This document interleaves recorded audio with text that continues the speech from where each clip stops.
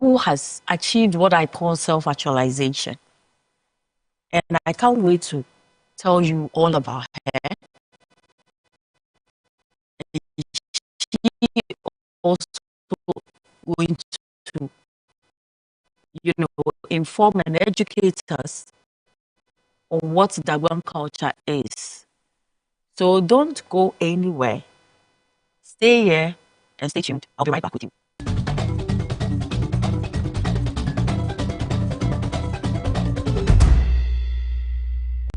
Welcome back, viewers. When we went on the break, right, I was trying to re-educate myself on what self-actualization is. And look what I found here. The highest level of psychological development, representing the fulfillment of one's potential. So you being able to get to the highest level of your humanity, of why you are here, of your purpose. And today I have with me here Bella, who happens to have the same name with my younger sister. Her name is Bella Abubakar Mbangba. Sorry. Welcome. Thank you so much. Welcome for having me. I'm honored to have you. You are so young, but you are too deep. Too deep. First off, how did you get into symbols? Okay, thank you so much for having me here today, and I am so happy to be here. I'm happy to have you. Yes, thank you. So I got into symbols when I started writing my book. That is the Unashamed. So the book is a Pan-African book. So I tried to incorporate symbols from Africa. And I am a northerner from the northern part of Ghana. I was able to get Adinkra symbols, but not our own symbols, because if it's not out there, you can't get it. And Adinkra symbol happens to be on the internet. So it's with all over the place. Easy access. So yes, I started digging, I visited archives, spoke to historians, and I think that was how come I discovered our own symbols. But the question is, why the symbols? Okay, so the symbols, because like I said, my book, it's a Pan-African book and it's on Africa. It's the complexes associated to the Black race. And our symbols hold a very deep values and meanings. Our symbols would speak even before we open our mouth. So I think it's something that should be out there. It is something that should represent not just Africa, but the Black race. So I was interested in incorporating it in my book because of the values it holds. It speaks even before you do the talking. It speaks before you do the talking. Yes. So it kind of introduces you. Yes. Anyway, why don't you introduce yourself to me now?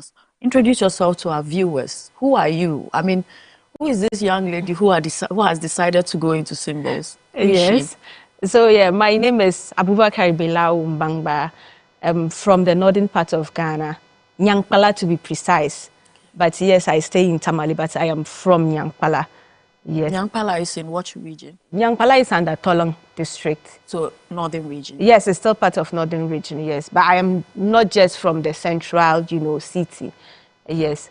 I had my education in northern region, from basic to tertiary in northern region. And I actually went to school to read education, basic education and child psychology. So yes, originally I am a teacher. I've taught in the Ghana Education Service for 6 years before I took the bold decision to leave. Don't get me wrong, I enjoy teaching. Like I think I'm a very good teacher. I'm a great teacher. It's natural with me, but I just felt caged. Okay. Yes, I think I wanted to be like a world teacher, not just a classroom teacher, because the classroom, I felt limited within the 4 walls of the classroom. So that was why I left the Ghana Education Service. And before I left the Ghana Education Service, I dived into farming, agriculture. Yes, vegetables to be precise.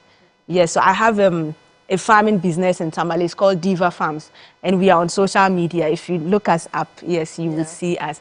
So yes, I went into farming, and before I left the Ghana Education Service, so when I left, I became a full-time farmer. Okay. Aside that, I also do, I engage in social services. So I work with a couple of non-governmental organizations, and mostly I do youth trainings on emotional intelligence, on climate smart regenerative agriculture, yes, and entrepreneurship.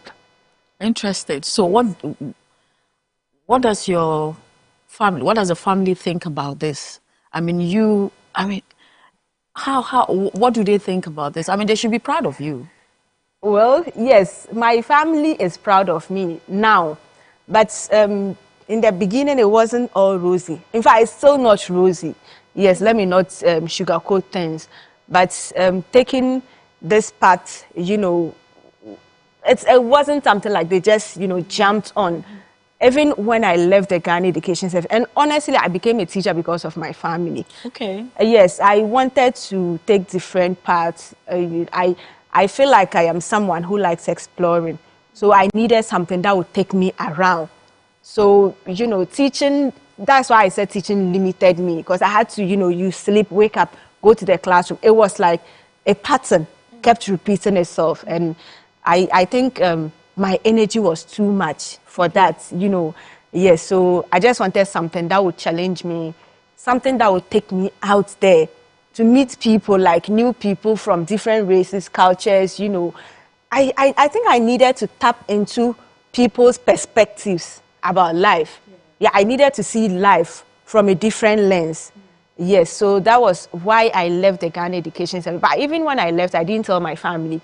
Yeah, they had to, my mom had to hear it from, like on a national TV, yes, that I was no longer a teacher, because I knew it meant a lot, for her, and it would break her heart if I should. And also the fact that most young people in Ghana, we are sort of stuck on some professions because of security, job security. I understood my family wanted the best for me. They didn't want me to, get done with school and I'm stuck at home. So they sort of like kept me on that path, so that once I'm done with school, like there's a ready market or a ready job for me. Yes, so most young people, it's not just me, trust me, most young people are stuck in this rat race. Yes, I call it a rat race because you are stuck on the salary, and you are unable to live your dreams, your Still passions, to the fullest of potential. Yes. And then you took that step. I took it. Yeah. And you took that step, and isn't it paying? I It doesn't have honestly, to be monetary. I haven't regretted. Of course. Yes, I haven't regretted. I kept saying, leaving the Ghana Education Service within this shortest possible time, what I've been able to achieve, not just in money. Yeah. I think what young people also need to understand is there's more to life than monetary profit. Yeah. They will disagree with you, but they don't just understand. I know. You have to be self-actualized before you understand like that life is not about money. Yeah. The fulfillment that comes with Yeah. living a life you actually want. Yeah. It pays more than money. Because if money was the ultimate in life, you wouldn't have Hollywood stars, rich people committing suicide. Exactly. I mean, they have everything. Why are they Exactly. committing suicide? Yes. Anyway, so let's segue into that one. So you know that. So we are now going to segue into the issue itself. I hear Dagomba, I hear Dagbani, I hear Dagbon, I hear Dagban. What is the correct pronunciation? What is the name of the people? We know Gan people are called Ga. You know Asantis are called Asanti. Evers are called Evers. What is the name of Dagban people, or Dagomba, or Dagbani? Okay. So before I would dive into talking about Dagban, I think I need to send salutations to the owner of Dagban. And to do that, I would have to get down to send the salutations. Okay. Tehnum war lana, Sam lana, Yuatso lana, Suza lana, Banka lamba ba, Bama lamba ba. Mumvema yim kan sapsia, Munde so benzang to so, Bampa bala kampa kwaba, Mba, Yuatso lana, Saranu twabo, Turno wa, Nalima, Kunkuna, Tangban zusa lana, Mba, Bu'nle. Nah. Wow. So, what did you say? Okay. So I just sent salutations to the overlord of Dagbang.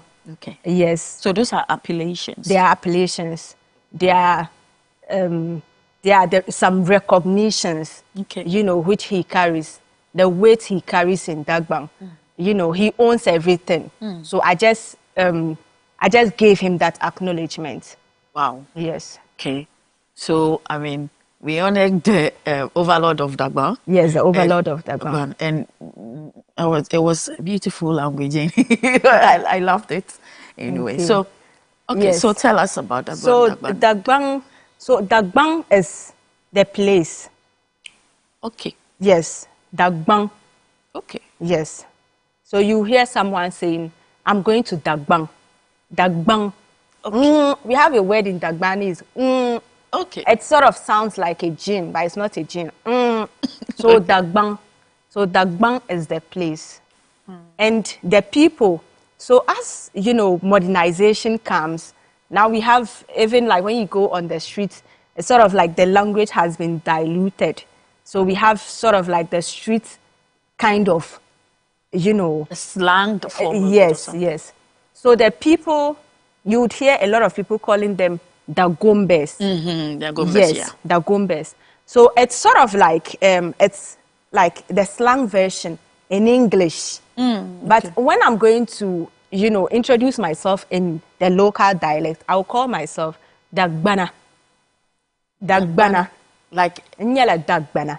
So I'm a Dagbana Dagban. is, yes, Dagbana is the person. person, Dagban. Yes, Dagbana is the person. We haven't seen it like that before. And the language is Dagbanli. Dagbanli. Dagbanli. Language Dagbanli. Dagbon place. Yes. Dagbana, the person. The person. Yes. But even the language now, you see like people write it Dagbani. Yeah, so Dagbani. Dagbani, it's sort of like the slang version. the like in English. anglicized. Yes, yeah, in English, yes. So Dagbani. But if I were to say it, it's Dagbanli. Dagbanli. Yes. And the person, I'm a Dagbana. They were from Dagomba. Yes, so that's what I'm saying. You know, with time, Okay. just like to fit in the English language. So How- it's sort of like Dagomba and Dagbana is the same thing. Okay. Yes. So, and some people also use Dagomba in the context of plural. But they still say Dagombes. Exactly. So it's just like it's over time, you know, it's sort of like a diluted version. Okay, so you didn't tell me the collective of Dagbamba. Okay, Dagbamba. Dagbana. The In Dagbani, like a group of us is Dagbamba. Dagbamba. Dagbamba. Dagbamba. The thing sounds like you are Muslim, right? Yes. It has Arabic, you know, phonetics in there because there are some words in Arabic that when you're mentioning, like you have to use the throat, the inner side of your nostrils and all of that, like, you know, those kind of things. Yes. Do you have anything to do with the Muslims or Arabs or anything? Okay. They at any time. Maybe dating back, far back in history. But what we have is, yes, at a point when the era of Nazanjina, Mankano, his era, that was when like So Islam, why don't you tie it into the history of Dagon, like how it came to where you're coming to? Okay, so if I were to speak about the history of Dagbang, I would say Dagombes, Mamprisis, and Nanumbes, we have like the same group of ancestors. Is it the Mole? Yes, the Dagbani. Moli. But even before the Moli came into being, like originally, if you date back, according to history or historians, like we came, our ancestors came from South Sudan. So from South Sudan, you know, they kept moving around to Lake Chad. From there, they developed the Fada Ngurma. So the Fada Ngurma is today's Burkina Faso. Yes. So from Burkina Faso, they moved to the northern part of the Ghana. Even when they got to the northern part of Ghana, it wasn't just Tamale, it was Boku. Oh, they've Today's said in Boku. Yes, Okay, today's Karen Boku. Yes, Karen Boku. So from there, you know, people kept moving to different places. But the Mamprises, the Dagombes, and the Nanumbes, we actually have one ancestral lineage. That's a Mole That Dagbani is the tree. Moli, yes, that is the Moli Dagbang. Ah. Yes. Okay, then, so it's because of like, you know, movement. But do you have same dialects? Do you have same dialects Yes. or? So we don't have the same dialect, but we have a very similar dialect. Okay. So if a Mampriga is speaking, I would understand. Okay. If a Nanumba is speaking, I would understand. Yeah, so it's very closely related. We have some words that's is the same, but it's just we have different tonations. We say things differently, but we also have other words that is completely different. But if a Mamprili was here speaking, I would understand perfectly what they are saying. So it's closely related. It's similar. Earlier you said Mampruga, and then Yes. you said Mampruli. What's the Yes. difference? So it's also like just just the Dagbang thing, the Dagbani and the Dagbana and the Dagomba Okay, thing. okay, Yes. okay. With time, modernization comes Yeah, in, and you know. So that's it. But you know, from what you're saying, something just came into mind. I've doubled too much into these things to see so much similarities in the people that live in this current geographic region called Ghana. I've realized that we are mostly a block, and then there is that. Okay, so these people moved, these people moved, these people moved. So let's say the Ga people, they came in a block. Some decided to live in the Volta, in the current Togo. Some decided to live in Volta region. Some decided to live, share borders with the Volta region as a Dangbase, and then even the Asantis, the same. In a block, Techiman, then, you know, everybody started scattering. So we have so much in common. Yes. Even as a people that we call ourselves, like, you know, differently. Because right now, you were even saying that you are not like Dagomba, you are from Yankpala. Yes. But aren't you a Dagomba? Yes, Or aren't you a Dagbana? Of course. You are. So Yes. we have that similarity amongst us. So let's now delve into some of your values as Dagbani people. What are some of your values? What are some of the things you believe Okay. in terms of the socio-cultural aspect of your living? And then we'll come to the history and the religion later. Okay. So I think the Dagombes hold very deep values when it comes to our social cultural life. Okay. You know, and people would have testified to that. They keep saying Northerners are very, you know, friendly, and we have like we are hospitable people. And this is one of the values we hold as Dagbang people or Dagombes. We treat people very well, like especially visitors or strangers. So if you were to travel there for the first time, you are assured of even getting a free accommodation. And you can get free food through your stay. Really? Yeah, I mean, I Is it very traditional to you, or today if I enter, I've been to Tamale like 3 times, but if I enter Tamale, and well, I didn't get anything free. Okay. So where do I get these things from, like these kind of hospitality from? So if you enter Tamale, and it depends on how you enter Tamale. Okay. If you enter Tamale and you have, you know, like the indigents, you have relations with the indigents. Okay. Trust me, like you would get a lot of things for free. It's just part of us, like it's part of our culture. When I was very young, I kept looking at my mom some way, like she would give away food. The little food we had, my mom was so shared with other people, and I didn't understand. Like I was like, why are you giving away our food? Like, especially days we were cooking rice. You know, when we were growing up, like rice wasn't today's rice. Like today, kids have, you know, access to rice. Like the day we were preparing rice, my mom was preparing rice. Like you go out, you start telling your friends, like, do you know what we are cooking today? Rice. Do you know what? So it was like that. Okay. So imagine, like, rice was like the special food, you know, for special days. And my mom was so shared with people, you know, not just even strangers, but like people within us who couldn't afford. Yeah. And I hated that. Because like this was something very special to us. Why are you giving it You away? have always been rebellious. So I became an adult. Okay. Then just recently, I told my elder sister that, sis, I think I'm becoming like my mom. And she was like, why? What happened? So there's this food in Tamale, Adwa. Okay. It's from the beans family, Okay. cowpea. Okay. So we prepare it. And, you know, I prepare it like a very special way. And I realized when I prepare it, and, you know, anybody who eats it, like, keep asking me, like, when I prepare it again. So it sort of like became a special food that I prepare on certain days.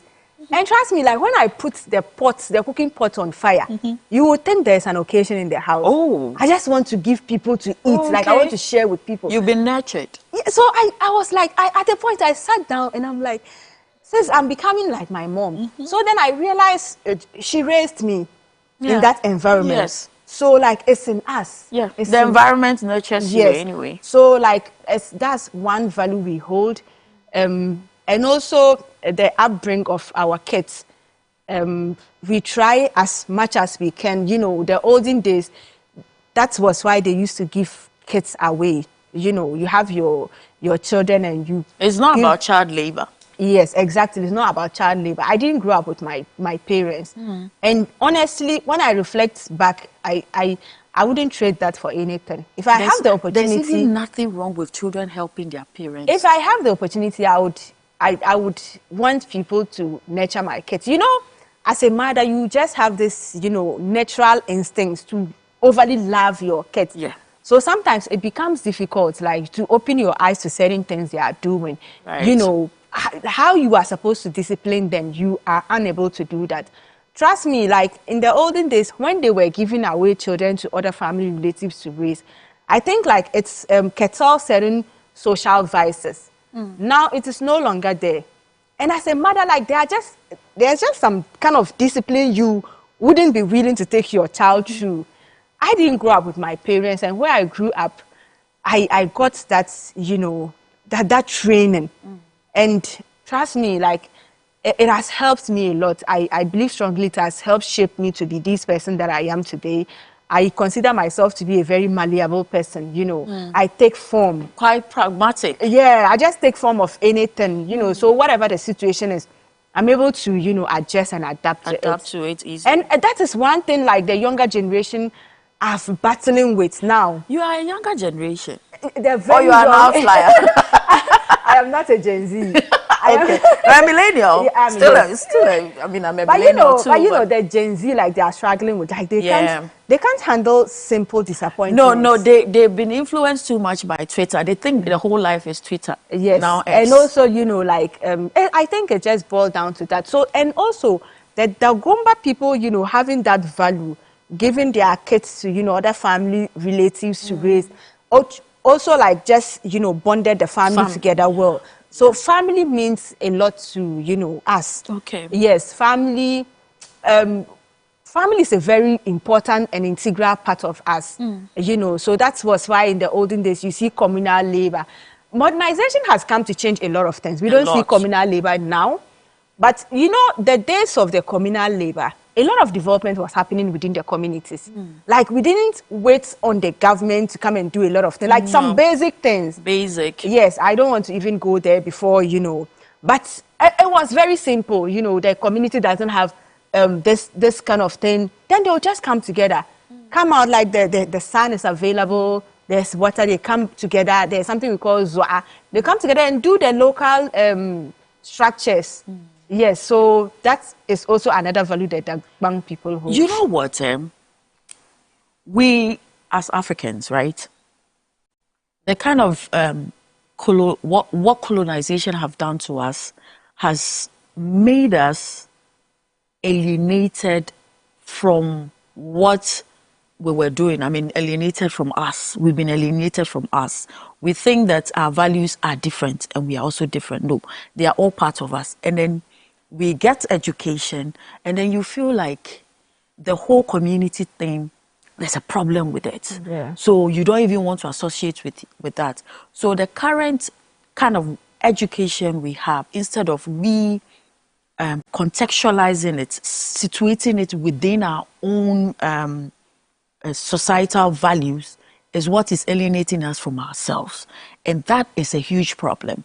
So, viewers, I would like us to take a break, take some water, come back, and then we'll now delve into why we are here, the Dagbon symbols. We'll be right back.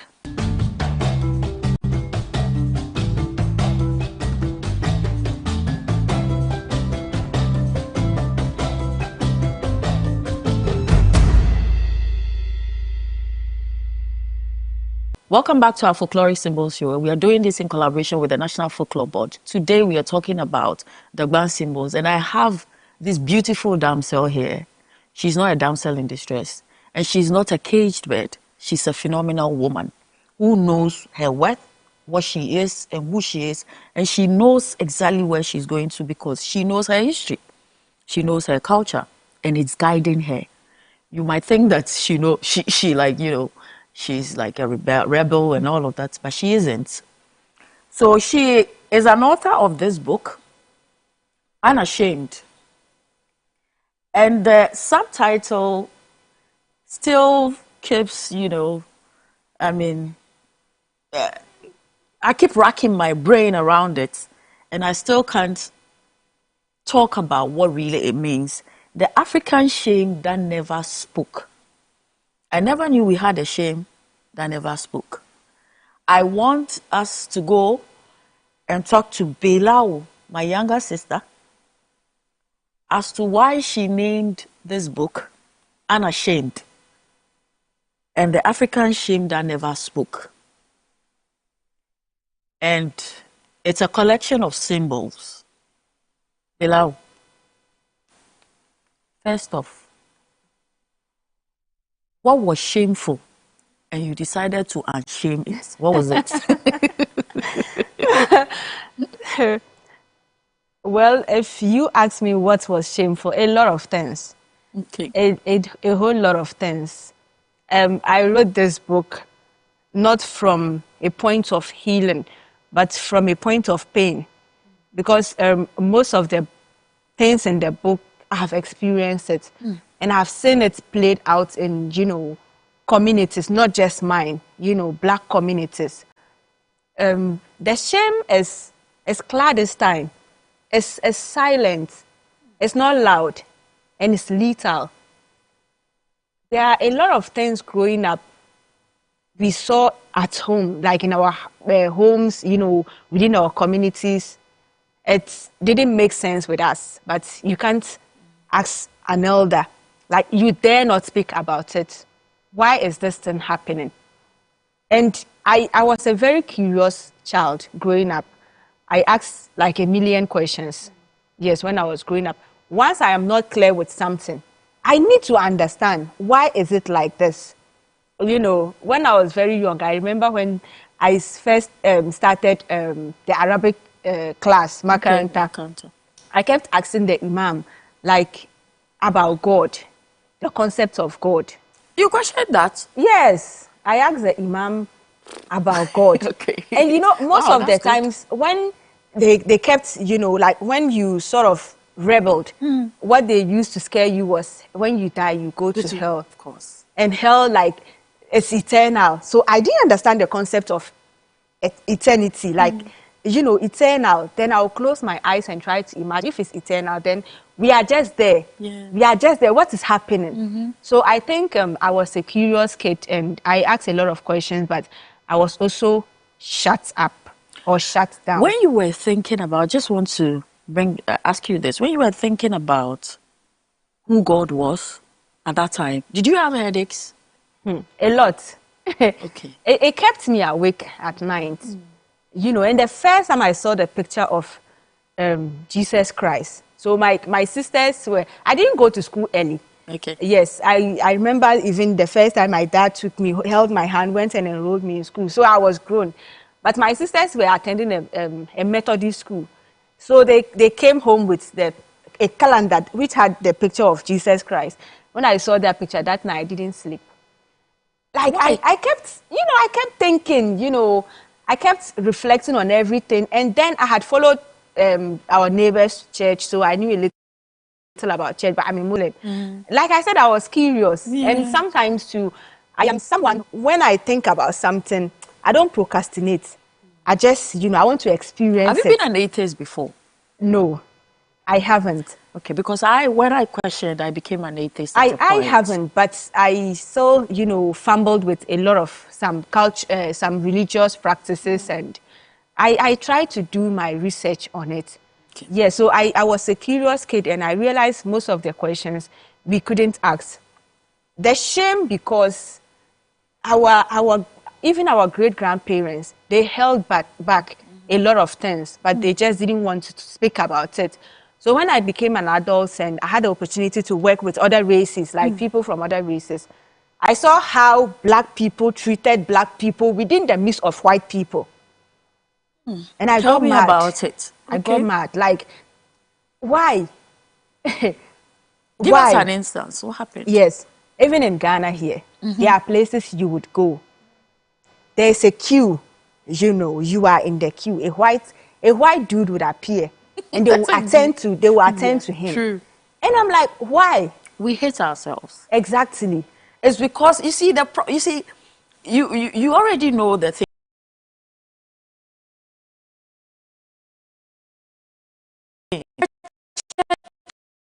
That's not good enough. So even in our language, it's there. It's within our language. We are behind in everything. Yeah. So yes, like that's how they raise us. Like we are behind in everything. As a black child, you shouldn't want more. I personally experienced it. Like, my family had issues with the path I wanted to take in life. Okay, apart from the fact that I'm a Tagumba, I'm also a black. So like, stick to this. Why are you trying to do more? Like, it's not even going to see the daylight. Why? So trust me, like a lot of black, young people have gone to the grave with beautiful innovations, but I didn't see daylight because society told them they were little, they were less, they were primitive. And the fact that education started in Africa is kind of like the most, or how do you call it? It's an English. Education, it's a paradox. Education started in Africa, but the Westerners or the white colonial masters handed us down their curriculum. Own kind of education. A curriculum that doesn't serve Africa. I don't know why our leaders are very comfortable with us passing through that curriculum. You see, the problem is that, Beda, now, education, when the Vikings and the North or the northern people, the current Western world, went to areas that would got some of these education from the Arabs, some Africans, Egyptians, and all of that. They contextualized them into their own culture. They did away with some. The Norse, the Vikings, they have their religion. The Norse have their religion. The Celtics have their religion. The Western world, they have their culture.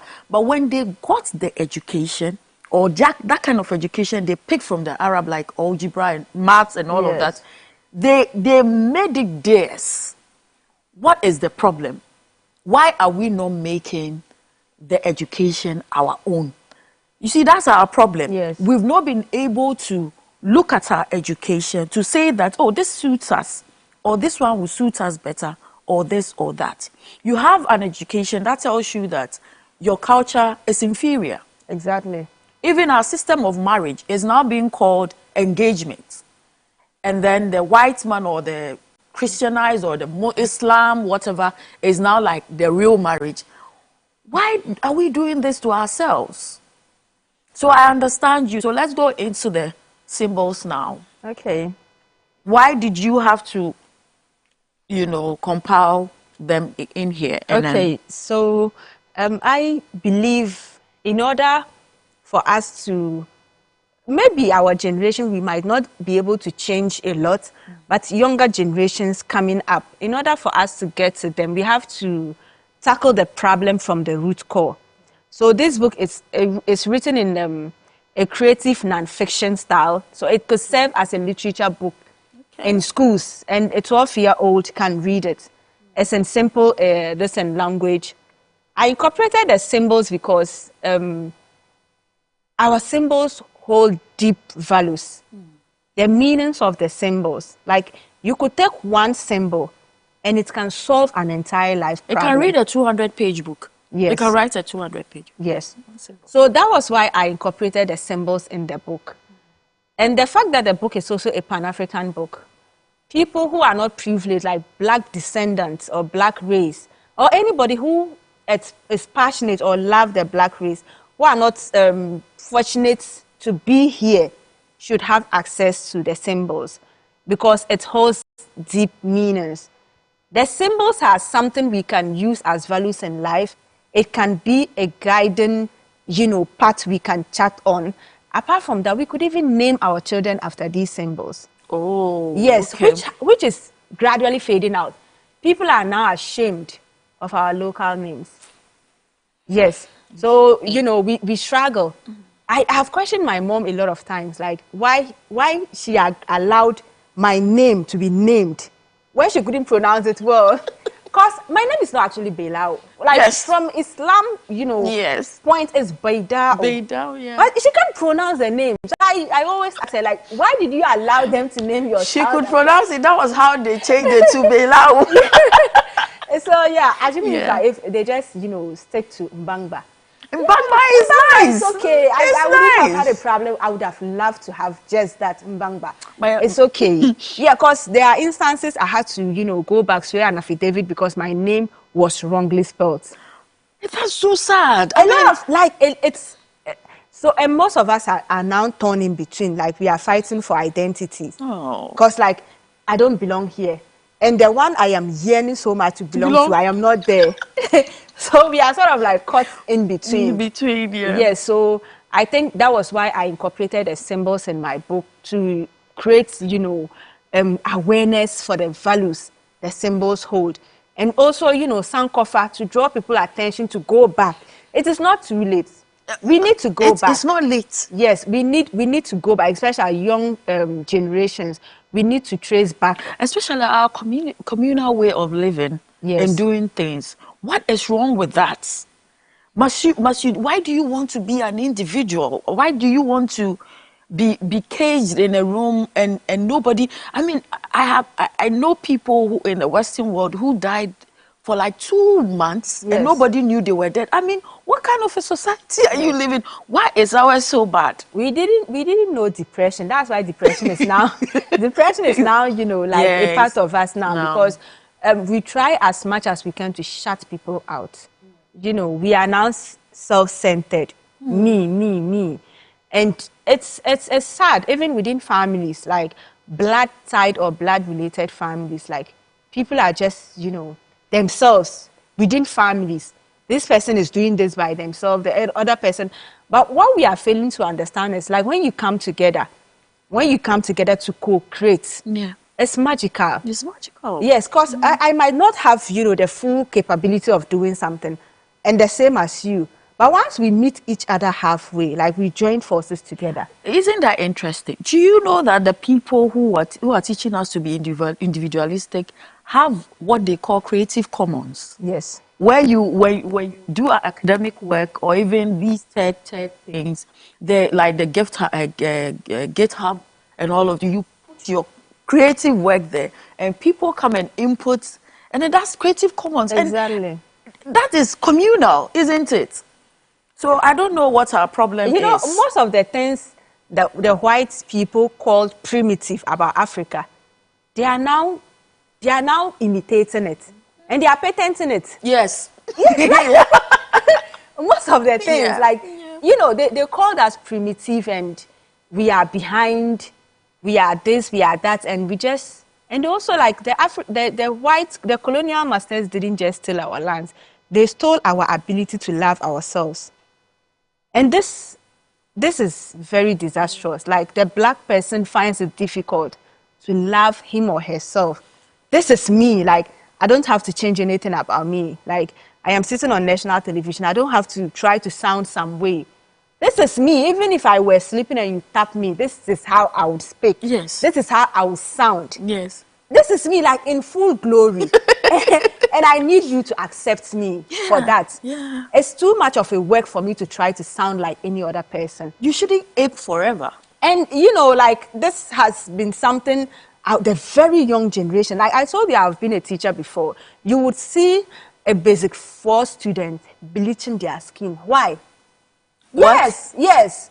It's very common now. It's very, leave that aside. Oh my God. Parents, young parents are now bleaching their babies, their newborn babies. This is nothing new. Like it's becoming normal in the society, in our communities. Parents are bleaching their newborn babies. So they are indirectly telling us that they wish they had them white. They are not Wow. proud. Like, so if people so much want to be any other thing apart from being black, but they are black, is that not disastrous? Like, it's lethal. You are black, yet you want to be, and we have this affinity to anything white. You know, it's imported. We want it. It's designer from this. We are all guilty of that. We are all guilty of that. You see, it's not bad to look for the best things in life, but you don't do that losing yourself. Exactly. So you need to, you know what really you are, who you are, where you're coming from before. It all ties down to the shame. Ties down to the shame. The shame that is buried deep within our skins. And I thought a lot about it, and I realized it's also from the chains. That is why you see the chains on the book. Like, emancipate yourself. It's from the chains, the ancestral chains, the chains they used on our ancestors. You know, apart from the chains, the white people came, they had guns. Why didn't they use the guns and they used chains? Because guns is meant for the dead. They needed to chain the ego, not their body. Like, our ancestors were so powerful that they wouldn't bow. Yeah. They wouldn't bend the knee. So the only way the white man could, have them was humiliate them, dehumanize them, reduce them to nothing. Yes. So that shame they put them through, they became silent. Our ancestors watch on. Some of them watch on whilst their women were being taken. And you will watch on. Like, I can only imagine the kind of pain. And they couldn't even speak about it. So they died with that silence, raised generations with that silence. And it kept on going.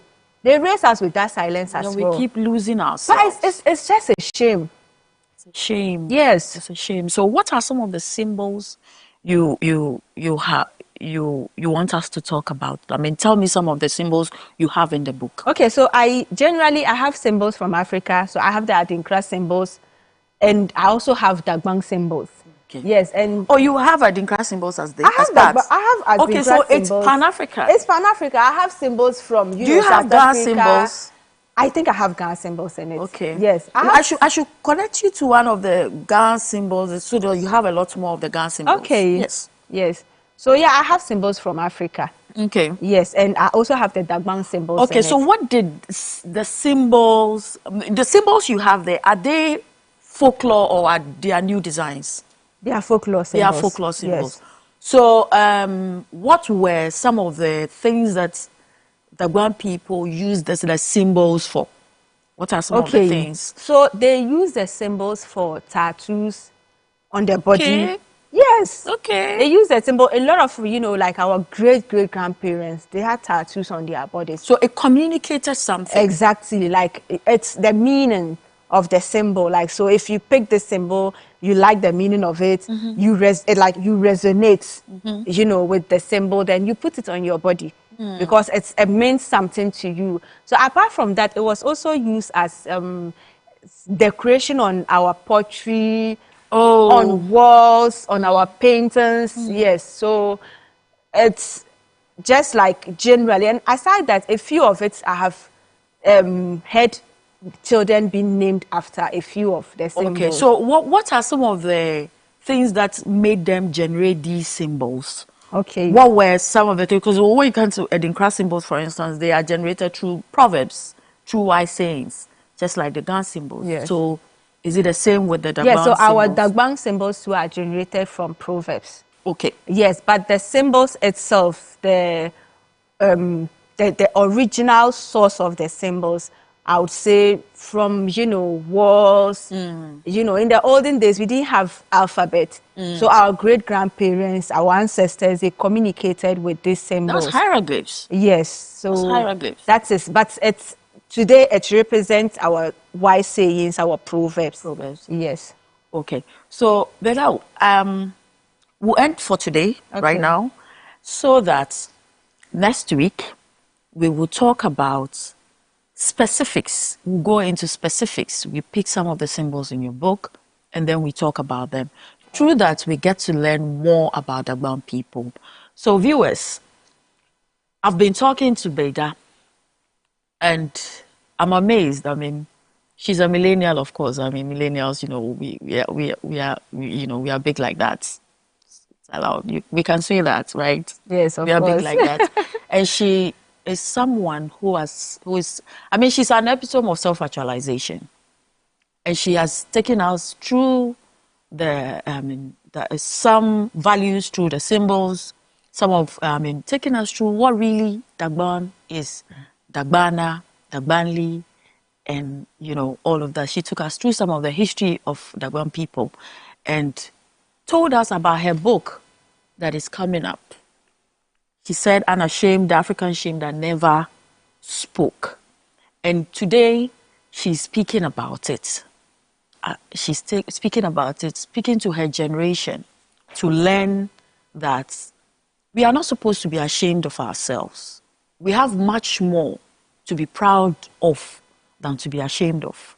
Every culture has a shame. Every culture has a taboo. And we are allowed to have taboos. We are allowed to have some shames. But it shouldn't define us. We should be more proud about ourselves. We are doing this in collaboration with the National Folklore Board. My name is Bilkis Jiwa. See you next week.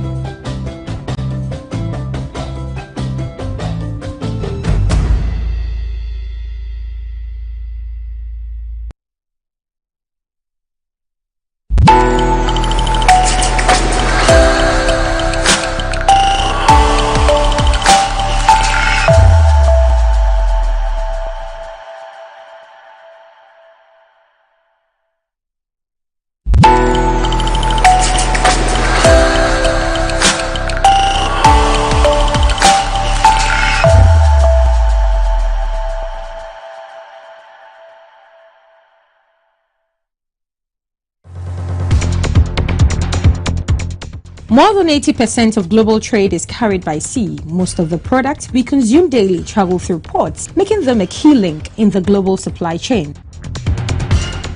The Ghana Ports and Harbours Authority is committed to ensuring the enhancement, resilience and sustainability of port infrastructure and maritime trade. Get to know which vessel is bringing your goods, how much duty you are required to pay and how quickly you can clear your goods from the ports of Ghana.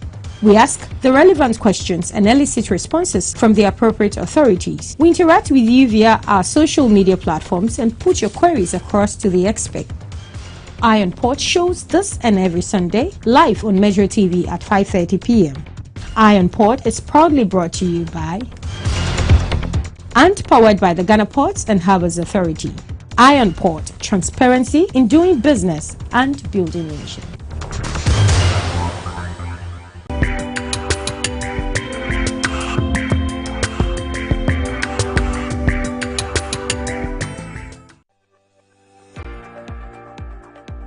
The University of Professional Studies Accra proudly presents the annual Leadership Lecture Series. This event takes place on Tuesday, 19th August 2025 at 4 p.m. at the Kofi Ohene Konedo Auditorium on UPSA campus. The topic for this year is the geopolitics and geoeconomics of de-dollarization, BRICS currency strategy, lessons for Africa's common currency, and beyond. Join this powerful conversation on currency, trade, sovereignty, and Africa's economic future. Our distinguished guest speaker is His Excellency Jacob Zuma, former President of the Republic of South Africa. Be part of an evening of deep reflection, powerful ideas, and bold vision. Join business leaders, policymakers, civil society, academics, professional associations, the media, and changemakers from across the continent as we explore how Africa can redefine its place in the global economy. The general public is invited. let's rekindle our collective purpose, spark fresh thinking, and shape a sustainable, self-reliant future for Africa. This event is brought to you by UPSA in partnership with Zenith Bank, Labadi Beach Hotel, Media General, and Ignite Media Group. Don't miss the UPSA Annual Leadership Lecture Series. Come on, come all. Together, let's lead Africa forward.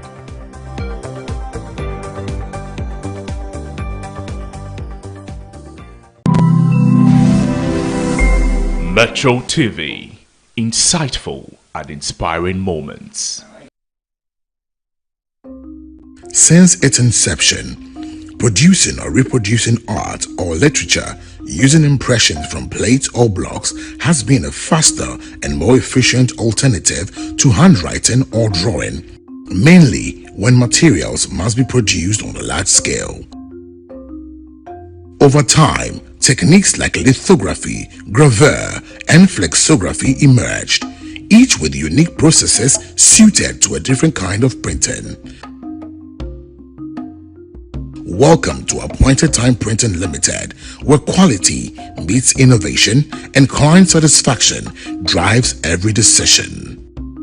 For over 2 decades, we have proudly served as a fully Ghanaian-owned company, renowned for delivering exceptional printing solutions to individuals and organizations nationwide. So Appointed Time Printing Limited started off as a t-shirt screen printing company in the year 2003.